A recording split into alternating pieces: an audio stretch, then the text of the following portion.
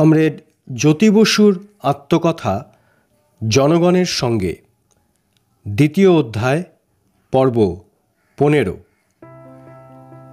দ্বিতীয় সাধারণ নির্বাচনের পর পার্টির নবনির্বাচিত বিধায়কদের এক সভায় আমাকে সর্বসম্মতিক্রমে পশ্চিমবঙ্গ বিধানসভায় কমিউনিস্ট ব্লকের নেতা হিসেবে মনোনীত করা হলো।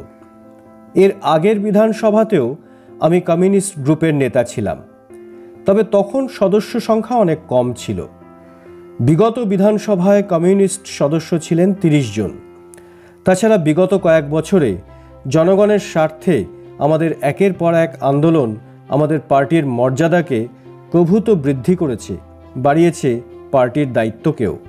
ক্রমশ বেশি অংশের মানুষ, শ্রমিক, কৃষক, মধ্যবিত্ত, শিক্ষক, কর্মচারী, ছাত্র, যুব, মহিলা, সর্বস্তরের মানুষ আগের চেয়ে অনেক বেশি সংখ্যায় আমাদেরকে সমর্থন করছেন, আমাদের আন্দোলনে সামিল হচ্ছেন। বিধানসভার ভিতরে আমাদের ভূমিকা কেমন, জীবনের অভিজ্ঞতায় তার দৈনন্দিন যেসব সমস্যার মুখোমুখি হচ্ছেন সেসবের কতটুকু আমরা বিধানসভায় তুলে ধরতে পারছি, জনবিরোধী কংগ্রেসি সরকারের মুখোশটাকে আমরা কতটা উন্মোচিত করতে পারছি, মানুষের জীবন জীবিকার সংগ্রামের কথা আমরা সেখানে কেমন গুরুত্ব দিয়ে উপস্থাপিত করছি, এ সব কিছুর দিকে জনসাধারণ তাকিয়ে থেকেছেন, পর্যবেক্ষণ করেছেন এবং শেষে আরও বেশি সংখ্যায় কমিউনিস্ট তথা বামপন্থী সদস্যদের বিধানসভায় পাঠিয়েছেন। সুতরাং আমাদের কাছে গরিব সাধারণ মানুষেরা এবার আরও বেশি আশা রাখবেন। বিধানসভায় কমিউনিস্ট গ্রুপের নেতা হিসেবে এই বর্ধিত দায়িত্বের ভার অনেকটাই থাকবে আমার উপর। কাজেই সেই মতো মানসিক প্রস্তুতি নিতে হবে। জনস্বার্থের পক্ষে গুরুত্বপূর্ণ কোনো বিষয়ই যেন আমাদের নজর না এড়ায়। রাজ্যের তো বটেই, সারা দেশের দৃষ্টি আকর্ষণেও পশ্চিমবঙ্গের বিধানসভায় আমাদের অবিরত লড়াই চালিয়ে যেতে হবে। তাই আমরা সেই মতো নিজেদের প্রস্তুত করতে লাগলাম। পশ্চিমবঙ্গ বিধানসভায় কমিউনিস্ট গ্রুপের সহকারী নেতা হিসেবে পার্টি মনোনীত করল কমরেড বঙ্কিম মুখার্জিকে। দলের মুখ্য সচেতক হলেন কমরেড গণেশ ঘোষ। আগেরবার আমাদেরকে বিরোধী দলের স্বীকৃতি দেওয়া হয়নি হাস্যকর যুক্তি দেখিয়ে, আমাদের ভূমিকাকে ছোট করে দেখানোর জন্য এবং আমাদের গুরুত্বকে হ্রাস করার জন্য কংগ্রেস সরকার এসব করেছিল। কিন্তু এবার তাদের বোধের উদয় হলো, তারা বুঝলো যে আমাদেরকে এভাবে আটকানো যাবে না, বরং আমাদের প্রাপ্য এই স্বীকৃতিটুকু না দিলে তাদেরকেই মানুষ নিন্দা করবে। আমি চিঠি দিলাম বিধানসভায় নতুন স্পিকার শঙ্কর দাস ব্যানার্জির কাছে যে আমাদের পার্টিকে বিধানসভায় বিরোধী দলের স্বীকৃতি দেওয়া হোক। আগেই বলেছি, পূর্বতন বিধানসভার স্পিকার শৈল মুখার্জি সদ্য সমাপ্ত নির্বাচনে পরাজিত হয়েছেন। উত্তর হাওড়া বিধানসভা কেন্দ্রে আমাদের পার্টির প্রার্থী সমর মুখার্জির কাছে তিনি সেবার পরাজয় বরণ করেন। যাই হোক, নতুন স্পিকার শঙ্করবাবু 25শে জুন 1957-তে আমাদেরকে বিরোধী দলের স্বীকৃতি দিলেন, অর্থাৎ আমাকে বিরোধী পক্ষের নেতা হিসেবে স্বীকৃতি দিয়ে একটি রুলিং দিলেন। আমি সেই রুলিংটির কিছু অংশ এখানে উদ্ধৃত করলাম। 1952 সালে এই বিধানসভায় যদিও কমিউনিস্ট পার্টির নেতাকে প্রধান বিরোধী দলের নেতা হিসেবে স্বীকৃতি দেওয়া হয়েছিল, তবু তাকে বিরোধীদের নেতা, লিডার অব দ্য অপোজিশন হিসাবে স্বীকৃতি দেওয়া হয়নি। তখনকার পরিস্থিতিতে মিস্টার স্পিকার মুখার্জির রুলিং থেকে জানা যায়, সে সময় বিধানসভাতে কমিউনিস্ট পার্টির সদস্য ছিল 30 জন, কিন্তু বিরোধী পক্ষের অন্যান্যদের মোট শক্তি ছিল 51।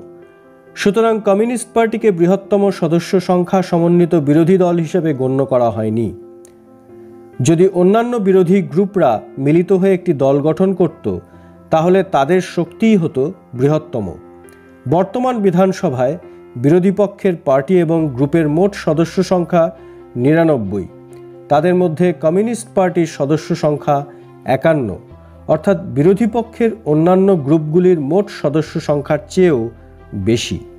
এই পরিস্থিতিতে কমিউনিস্ট পার্টি বৃহত্তম সংখ্যা শক্তি হিসাবে পূরণ করতে পারছে, কোনো বাধ্যতামূলক শর্ত হিসাবে নয়, কিন্তু নির্দেশিকা হিসাবে ministers of the crown act 1937-এর সূত্র অনুযায়ী বিধানসভায় কমিউনিস্ট পার্টির নেতা শ্রী জ্যোতি বসুকে আমি বিরোধী পক্ষের নেতা হিসেবে ঘোষণা করছি।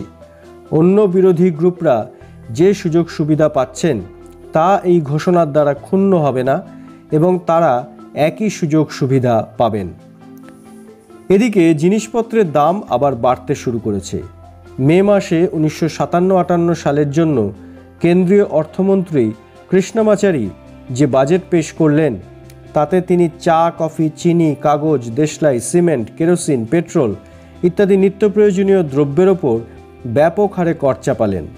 স্বাধীনতার পর থেকেই একচেটিয়া পুঁজিপতি বৃহৎ ব্যবসায়ীদের ছাড় দেওয়ার জন্য প্রত্যক্ষ করের পরিমাণ ক্রমেই কমানো হয়েছে, আর সাধারণ মানুষের কাছ থেকে টাকা সংগ্রহ করতে পরোক্ষ করের পরিমাণ ক্রমেই বাড়ানো হয়েছে। এবারের বাজেটেও তার ব্যতিক্রম হলো না। কেন্দ্রের এই জনস্বার্থ বিরোধী কর নীতির প্রতিবাদে আমরা প্রতিবাদ মিছিল, মিটিং সংগঠিত করলাম। মূল্যবৃদ্ধি ও দুর্ভিক্ষ প্রতিরোধে কমিটির পক্ষে সভাপতি ডক্টর সুরেশ ব্যানার্জি, সম্পাদক হেমন্ত বসু সহ অন্যান্যরা এক বিবৃতি দিলেন।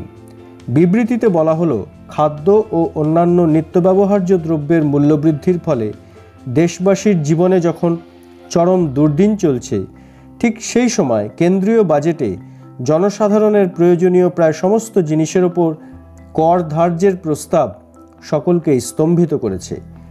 কমিটি 30শে মেতে কেন্দ্রের এই কর নীতির প্রতিবাদে সাধারণ ধর্মঘট ও হরতাল পালন করার আহ্বান জানালো রাজ্যবাসীর কাছে। বিপুল উদ্দীপনা ও স্বতঃস্ফূর্ততার মধ্য দিয়ে ধর্মঘট, হরতাল পালিত হলো।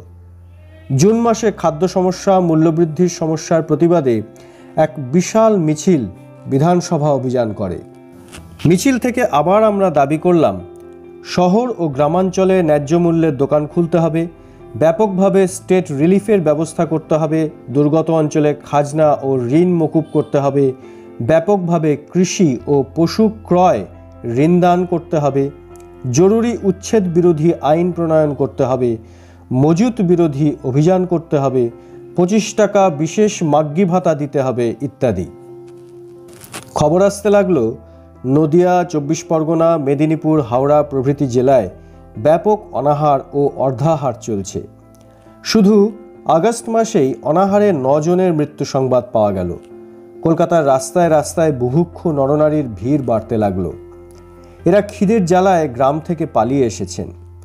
আমি, দেবেন সেন, হেমন্ত বসু, যতীন চক্রবর্তী এক যৌথ বিবৃতিতে এই ভয়াবহ খাদ্য পরিস্থিতি আলোচনার জন্য শারদোৎসবের আগেই সংক্ষিপ্ত বিধানসভার অধিবেশনের আহ্বানের অনুরোধ জানালাম, কিন্তু তা প্রত্যাখ্যাত হলো।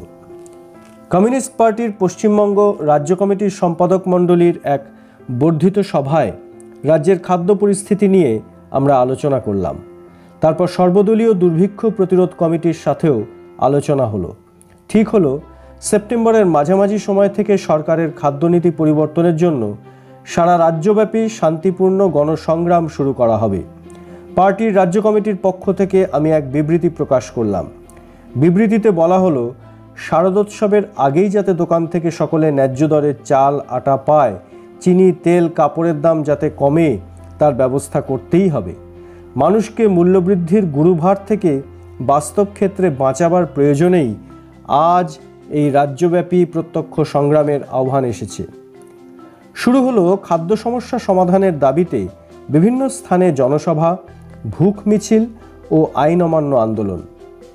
16ই সেপ্টেম্বর 1957-তে এই আইন অমান্য আন্দোলনের প্রথম দিনে গ্রেপ্তার বরণ করলেন হরেকৃষ্ণ কোঙার, বিনয় চৌধুরী সহ 185 জন। দ্বিতীয় দিনে আইন অমান্য করলেন 450 জন। যত দিন যেতে লাগলো ততই বাড়তে লাগলো সত্যাগ্রহীদের সংখ্যা।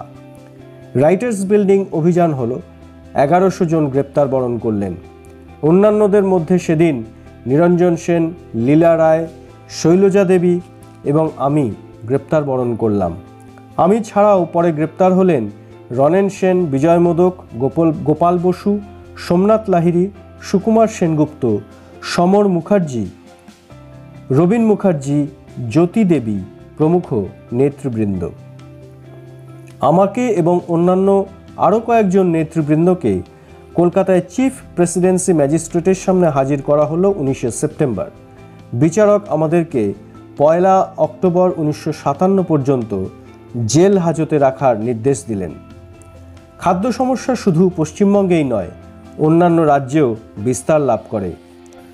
দেশের এই সংকটগ্রস্ত খাদ্য পরিস্থিতি সম্পর্কে আমাদের পার্টির কেন্দ্রীয় কমিটি 7 থেকে 13 অক্টোবর 1957-তে অনুষ্ঠিত অধিবেশনে এক গুরুত্বপূর্ণ প্রস্তাব গ্রহণ করে।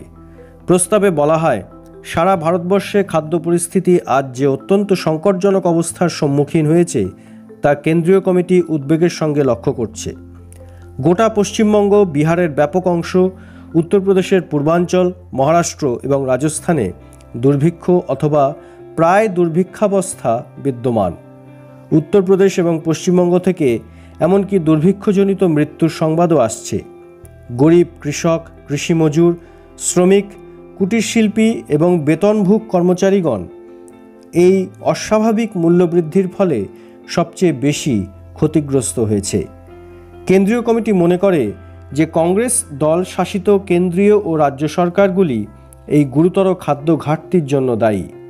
পার্টির কেন্দ্রীয় কমিটি এই পরিস্থিতিতে প্রস্তাব করল, খাদ্য সমস্যা সমাধানে কৃষকদের ফসলের ন্যায্য দর সুনিশ্চিত করতে হবে, ক্রেতা সাধারণের জন্য শস্যের মূল্য বেঁধে দিতে হবে, অনাবৃষ্টিজনিত সংকট এড়াতে ক্ষুদ্র সেচের ওপর গুরুত্ব দিতে হবে, ঘাটতি রাজ্যগুলিকে কম মূল্যে যথেষ্ট পরিমাণ খাদ্যশস্য সরবরাহ করতে হবে, দুর্ভিক্ষ এলাকায় সকল প্রকার ট্যাক্স ও খাজনা মকুব করতে হবে, প্রতি 500 পরিবার পিছু পর্যাপ্ত মজুদসহ সস্তা দরের খাদ্যশস্যের দোকান খুলতে হবে, সরকারি সহযোগিতায় সমস্ত স্তরে জনপ্রিয় খাদ্য কমিটি গঠন করতে হবে, বড় বড় ব্যবসাদার, চালকল মালিক, জোতদারদের মজুদ খাদ্যশস্য উদ্ধার করতে হবে ইত্যাদি। কিন্তু কংগ্রেসি কেন্দ্রীয় সরকার বা কংগ্রেসি রাজ্য সরকারগুলির আচরণে কোনো পরিবর্তনই দেখা গেল না। একমাত্র ব্যতিক্রম ছিল কেরালার কমিউনিস্ট নেতৃত্বে পরিচালিত রাজ্য সরকার। কেরালাতে সেই সময় নতুন রাজ্য সরকার বেশ কিছু ব্যবস্থা গ্রহণ করেছিল। সে রাজ্যে 500 পরিবার পিছু একটি করে সস্তা দরের দোকান খোলা, সর্বদলীয় গ্রাম্য খাদ্য কমিটি গঠন, পারিবারিক পরিচিতিপত্র চালু ইত্যাদি ব্যবস্থা নেওয়া হয়েছিল, যার ফলে ভারতের সবচেয়ে বেশি খাদ্য ঘাটতির রাজ্য কেরালাতে জনগণ বেশ কিছুটা স্বস্তি পেল। খাদ্যদ্রব্যের মূল্যবৃদ্ধির গতিকেও কিছুটা রোধ করা সম্ভব হলো। পার্টির কেন্দ্রীয় কমিটি ওই প্রস্তাবে এজন্য কেরালা সরকারকে অভিনন্দনও জানালো।